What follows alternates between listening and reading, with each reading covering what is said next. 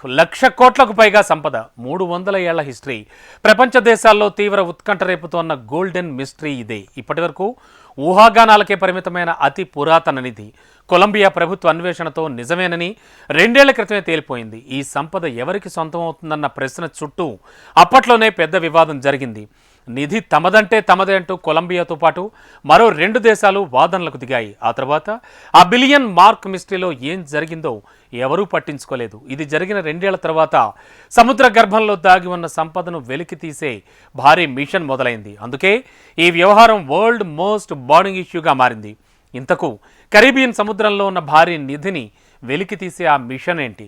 1,00,000 కోట్లకు పైగా విలువైన సంపద ఎవరి సొంతం కాబోతోంది? 300 ఏళ్ల కొలంబియన్ మిస్టరీ వీడే టైం వచ్చిందా?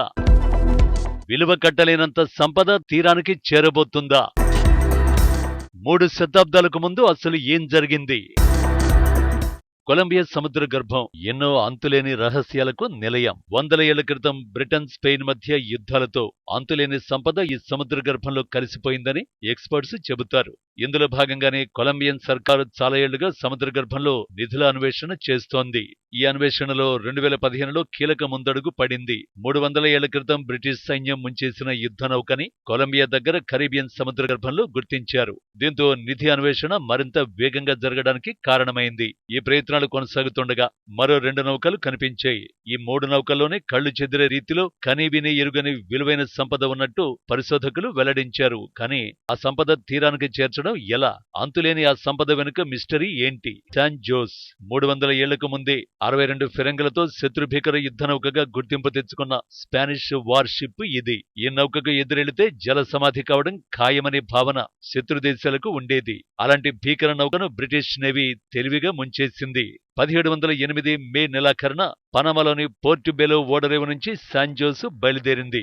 అప్పటికే స్పెయిన్ నియంత్రణలో ఉన్న పెరూలో పన్నుల రూపంలో వసూలు చేసిన బంగారం, వెండి, ఇతర విలువైన వస్తువుల్ని శాన్ జోస్ లో నింపారు. అక్కడి నుంచి తిరిగి స్పెయిన్ కు వెళ్తుండగా మరమ్మతుల కోసం కార్టాజినాలో నౌక ఆగాల్సి వచ్చింది. తర్వాత అక్కడి నుంచి బయలుదేరి మొదట క్యూబాలోని హవానాకు, అక్కడి నుంచి స్పెయిన్ కు సుదీర్ఘ ప్రయాణం చేయాల్సి ఉంది. అయితే అప్పటికే స్పెయిన్ తో యుద్ధం చేస్తున్న బ్రిటన్ శాన్ జోస్ లోని అంతులేని సంపదపై కన్నేసింది. ఎలాగైనా ఆ నిధిని దోచుకోవాలనే ఉద్దేశంతో మెరుపు దాడి చేసి భారీ యుద్ధ నౌకను ముంచేసింది. దీంతో దాదాపు 300 ఏళ్లకు పైగా శాన్ జోస్ తో పాటు అంతులేని నిధులు కరీబియన్ సముద్ర గర్భంలోనే మిగిలిపోయాయి. 2015లో శాన్ జోస్ శిథిలాలను గుర్తించిన దగ్గర నుంచి కొలంబియా సర్కారు అన్వేషణలో వేగాన్ని పెంచింది. అత్యాధునిక టెక్నాలజీ సాయంతో రిమోట్ కంట్రోల్ వెహికల్ ని సముద్ర గర్భంలోకి పంపింది.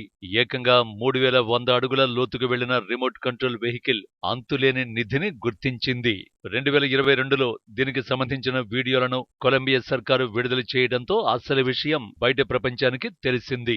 ఈ వీడియోలో సముద్ర గర్భంలో చెల్లాచెదురుగా పడి ఉన్న బంగారు నాణేలు, పింగాణి ప్లేట్లతో పాటు లెక్కకు మించిన విలువైన వస్తువులు కనిపించాయి. 1.33 లక్షల కోట్ల సంపద అనేది అంచనా మాత్రమే. ఈ నిధులు బయటకు తీస్తే ఆ లెక్క మరింత పెరుగుతుందనే విశ్లేషణలు వినిపించాయి.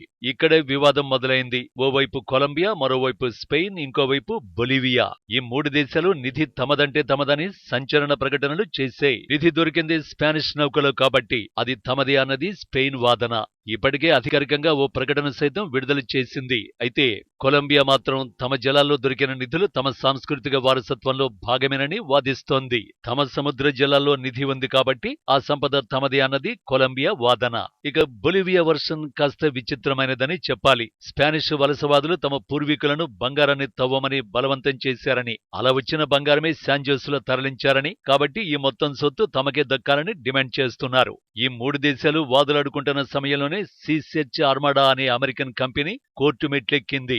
కొలంబియా ప్రభుత్వానికంటే ముందుగానే తాము నౌకను కొనుక్కున్నామని, ఇప్పుడు ప్రభుత్వానికి ఆ నౌక కావాలంటే 10 బిలియన్ అమెరికన్ డాలర్లు చెల్లించాలని డిమాండ్ చేస్తోంది. ప్రస్తుతం హేగ్ లోని పర్మనెంట్ కోర్ట్ ఆఫ్ ఆర్బిట్రేషన్ లో అంతర్జాతీయ వివాదం కొనసాగుతోంది. వివాదాలను పక్కన పెడితే దాదాపు 300 ఏళ్లుగా సముద్రంలో ఉండిపోయిన ఆ నిధిని ఒడ్డుకు చేర్చే ఆపరేషన్ కు ఇప్పుడు రంగం సిద్ధమవుతోంది. వచ్చే ఏప్రిల్, మే మధ్య కాలంలో శాన్ జోస్ ను బయటకు తీసే ఆపరేషన్ చేపట్టబోతున్నట్టు కొలంబియా ప్రభుత్వం ప్రకటించింది.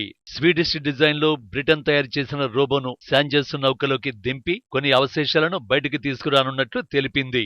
ఈ తరహా రోబోలను గత ఏడాది టైటాన్ సబ్మెర్సిబుల్ అన్వేషణ కోసం కూడా వినియోగించారు. చైనా షిప్ యార్డ్ నుంచి 13 మిలియన్ అమెరికా డాలర్లకు కొనుగోలు చేసిన ఏఆర్సీ కార్ప్ షిప్ నుంచి ఈ నౌకలోకి రోబోను పంపుతారు. అయితే శాంజోస్ 300 ఏళ్లుగా సముద్రంలోనే ఉండడం వల్ల ఈ మిషన్ అంత ఈజీ కాదని నిపుణులు చెబుతున్నారు. మరోవైపు కొలంబియా సర్కారు చేపట్టిన ఈ ఆపరేషన్ పై విమర్శలు కూడా వినిపిస్తున్నాయి. పలువురు పర్యావరణవేత్తలు సముద్రంలోని అరుదైన జీవరాశుల ఉనికికి భంగం కలిగిస్తుందని వాదిస్తున్నారు. ఈ మొత్తం ఎపిసోడ్ లో ఒక్కటి మాత్రం స్పష్టంగా అర్థం చేసుకోవచ్చు.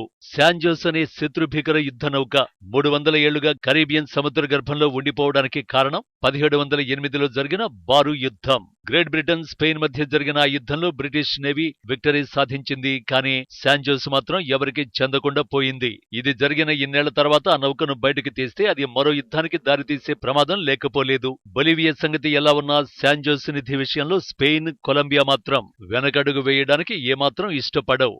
అసలే ఆర్థిక కష్టాల్లో ఉన్న స్పెయిన్ ఏం చేసైనా ఆ నిధిని దక్కించుకునే ప్రయత్నాలు చేస్తోంది.